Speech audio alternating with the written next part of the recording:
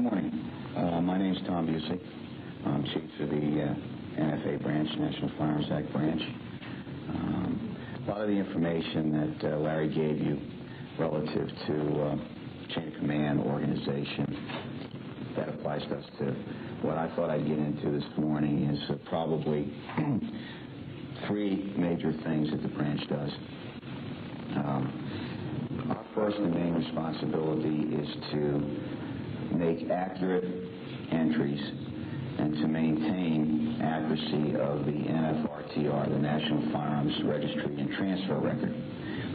Our second main responsibility is to do lookups for agents in the field who need to find out if an individual has Title II weapon.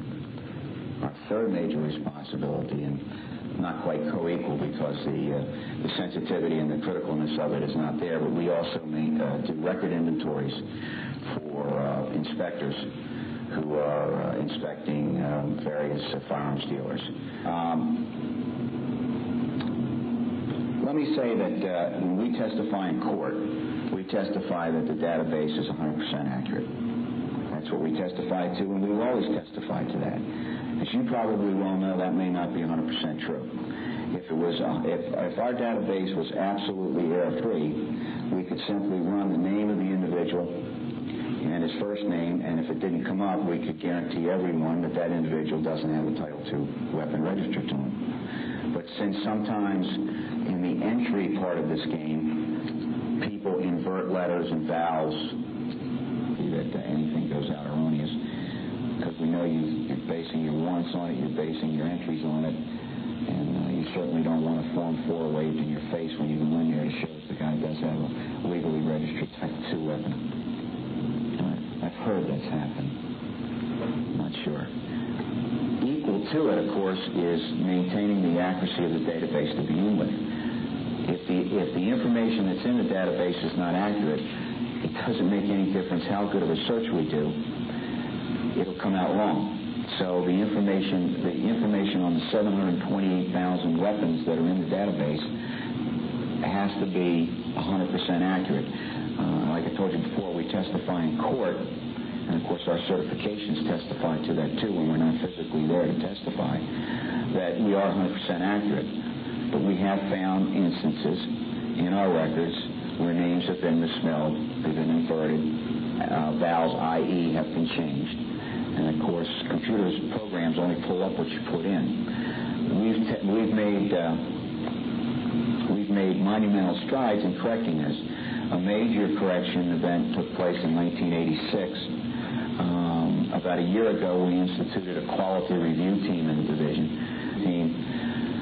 When I first came in a year ago, our error rate was between 49 and 50%. So you can imagine what the accuracy of the NFRTR could be if your error rate's 49 to 50%. The error rate now is down to below 8%. And that's total. That's common errors and critical errors. We do a little finagling upstairs on what we consider a common error is an error in the database entry, but it doesn't affect the lookup. It wouldn't hurt an agent. It doesn't really have any damage. A critical error is one where the gentleman's name is spelled wrong.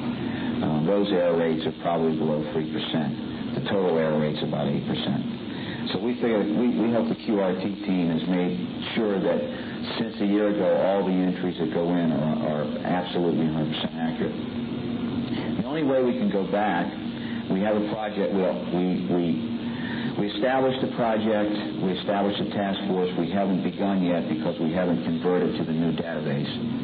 As soon as the new database comes into effect, we'll begin the task force assignment. What we're going to do is we're going to go back, starting with the latest entry and working back to the oldest entry, and review every hard copy of every document with its entry into the database to see if it's correct. I think originally we figured this would take 781 man days to do this with 5 people sitting in a computer 8 hours a day.